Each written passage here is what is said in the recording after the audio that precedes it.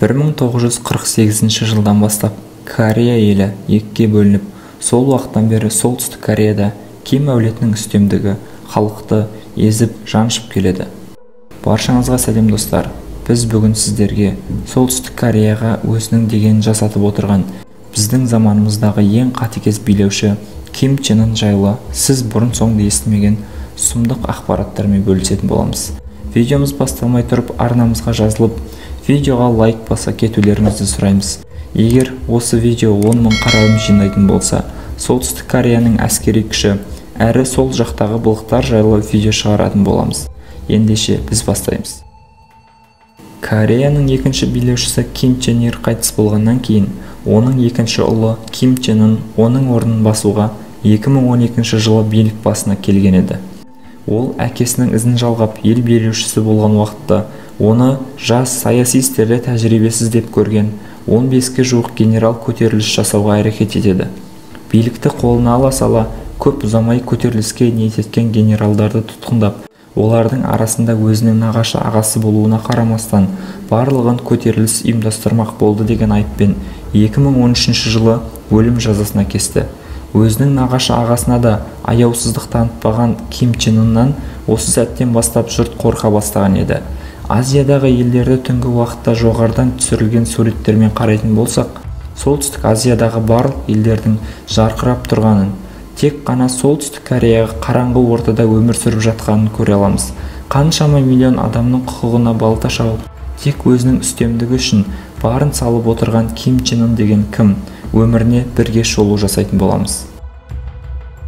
Шын мәнінде ол жайлы ақпараттар өте аз кездеседі. Оның дүниеге келген уақытын ешкім дөп басып айта алмайды. Тек 1982, 83, 84 жылдардың бірінде дүниеге келген деп көреді. Қазіргі таңда ол жақта Ким Чен Ын есімді жалғыз ғана адам бар.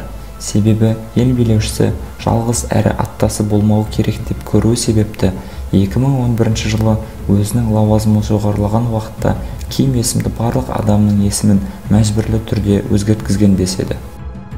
Оның әкесі Ким Чен Ирдің заңды түрде некелескен бір әйелі және некеге отырмаған 3 әйелі болғанын, әрі осылардың барлығынан 3 ұл, 1 қызы болғанын айтылады. Оның ұлдарының ең үлкені Ким Чен Нам. Негізінде заңды түрде одан кейін ел билігін осы үлкен ұлы өз қолына алу керек еді. Бірақ 2001 жылы ол отбасымен бірге жалған құжат жасатып, Жапонияға қарай қашып кетпекші болғанда қолға түскен еді. Осыдан кейін Ким Чен Ир өз ұлынан қатты ұялып, оны билікке жақындатпаған. 2017 жылы оны Малайзияның аэропортында белгісіз біреулер улап өлтіріп кетеді. Қылмыстың беті ашылмағанымен, оны өлтіруге батылы жететін жалғыз адам ол Ким Чен Ын деп көрді. Ел басшысының келесі ұлы Ким Чен Чан. Оны қыз сияқты мінезі жұмсақ болған үшін менен кейін елде қатты талаптардың астында ұстап тұра алмайды деп көріп оған үміт артпаған. Үлкен ұлы үміт ақтамай, ортаншы ұлының мінез құлқы елді басқаруға жарамайтын болғандықтан, Ким Чен Ир кенже баласын жұрт көзінен жасырын ұстап, кішкентай кезінен оны өзінің орынбасары ретінде дайындай бастайды. Бір күні кішкентай Ким ойыншық машинасын себепсіз тістей бастайды. Оны байқаған күтушілер одан ойыншықты тартып алғаны сол еді. Ким қатты жылай бастайды. Абдыраған күтушілер оған ойыншықты қайтарып бергенде, ол ашуланып ойыншықты аузына салып, тістеп сындырып тастайды. Кейін осы оқиғаны күзетшілер Ким Чен Ирге жеткізгеннен кейін, ертесі күні ол баласын өзінің жұмыс бөлмесінің қасына көшіртіп, онымен бөгде адамдардың кіруіне тыйым салады. Тыйым салынған жандардың ішінде оның туған анасы да бар еді. Бірақ ол көп ұзамай қатерлі ісіктен қайтыс болады.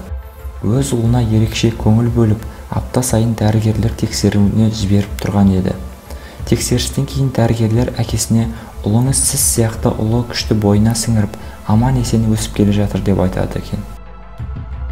Уақыт өте келе бұл сөздер аңызға айналып, Ким әулетін аспаннан келген ұлы күш иелері деп бір тұтатын болған. Баласының басқалардан ерекше екеніне сенген ел билеушісі, ол 7 жасқа толғанда ұлына атқа мінуді, машина айдауды үйретіп бастаған екен. Әрі әкесі оның басқалармен дос болуына қатаң тыйым салған екен. Себебі ұлы олармен дос болып керек емес, қайта оларды басқару керек деген қағиданы ұстанған. Бір уақыттары олардың үйінде аспаз болған Кинджи Фужимото Ким Чен Ын басқа балалардан өте ерекше. Ол менімен амандасқанда тексіз жапон деген суық көзқараспен қарайтын деген. Бір қызығы сол уақытта Кимнің жасы бар жоғы 11-де болған. Жалпы әлем елдеріне Ким 2000 жылдың бастарында таныла бастады. Себебі сол уақыттарда оны әкесі Швейцарияға оқуға жібергендіктен әлем елдерінде ол жайлы сыбыстар тарай бастады. Ким жайлы порталасы Португалия саясаткері былай дейді: бір күні ұстазымыз Nike джинсы сынды киімдер киген азиялық баланы ертіп келіп, бұл біздің жаңа оқушымыз, есімі Унпак деп таныстырды. Ол сабақтарға нашар, бірақ спортқа икемді, компьютер ойындарын жақсы көретін бала болды дейді. Швейцарияда оның аспазшысы болған жігіт былай дейді: біз екеуміз өте жақын араластық. Кей кездері бірге отырып, арақ ішіп, қыздар жайлы әңгіме айтатын едік. Бірақ мен оның Пхеньянға кері қайтатын күнге дейін Ким әулетінен екенін білмедім. Ол кетерінен алдын маған: мен Солтүстік Кореяның билеушісінің баласымын, шын есімім Ким Чен Ын деген еді. Оның сол уақытта еліне қайтарылуының себебі америкалық бір қызды ұнатып қалуы себеп болған дейді. Ол еліне бара сала 2008 жылы әкесінің денсаулығы нашарлай бастайды. Сол сәттен бастап ол әкесінің қасынан бір елі ажырамай жұрт көзіне көріне бастады. 2010 жылы әкесі оған ең жоғарғы әскери шен беріп, 4 жұлдызды генерал етіп жариялады. 2011 жылы әкесі дүние салған соң, ол билікті өз қолына алып, 3-ші Ким ретінде өзін жариялаған болатын. Ол билікке келгенде батыс елдері оны елді билей алмайды, көп ұзамай елі ыдырап кетеді деген пікірлер айтқан еді. Бірақ шын мәнінде ол өзінің атасынан, әкесінен де асып түсіп, әлем елдері сескене қарайтындай әскери қуаты мықты ел жасап, әлі күнге дейін жабық ел болып өмір сүруде. Егер осы видео ұнаса, лайк басып, арнамызға жазылып, видеоны достарыңызбен бөлісуді сұраймыз. Сіз үшін оттаймыз.